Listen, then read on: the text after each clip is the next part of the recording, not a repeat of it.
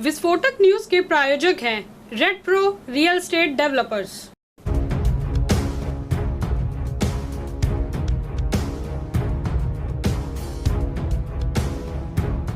Corona virus के रोजाना बढ़ते औसतन 3.5 लाख से ज्यादा मामलों ने दहशत का माहौल खड़ा कर दिया है।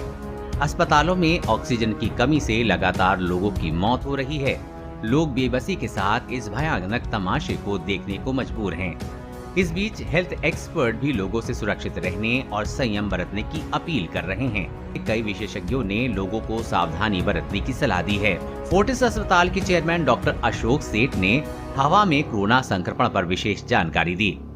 डॉक्टर सेठ ने कहा कि हवा में संक्रमण पहले भी हमारे लिए चिंता का विषय बन चुका है। ये इन्फेक्शन एक ड्रॉपलेट के फॉर्म में ट्रैवल करता है।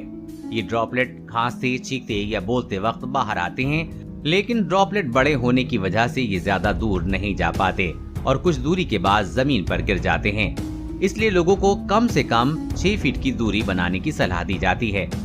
डॉक्टर सेठ ने कहा कि पिछले 2-3 हफ्ते में इसे लेकर काफी रिसर्च हुई है। होटल के एक कमरे में दूसरे कमरे में लोगों के संक्रमित होने से ये बात साबित हो चुकी है कि एक एयर बॉर्न डिजीज है, लेकिन इसका मतलब ये नहीं है कि ये बाहर हवा में भी मौजूद है। इसका मतलब है कि ये वायरस ड्रॉपलेट की मदद से हवा में कुछ देर के लिए ठहर सकता है, कि कुछ घंटों तक हवा में भी ट्रैवल कर सकता है। इसलिए बंद जगहों या भीड़ वाली जगहों पर मास्क पहन कर रखें और लोगों से निश्चित दूरी बना कर रखें। डॉक्टर सेठ ने कहा कि मास्क की डबल लेयर ही किसी इंसान को इस वायरस से पूरी तरह से बचा सकती है। इसके अलावा कपड़े का मास्क भी 50-60% ही हमारा बचाव कर सकता है।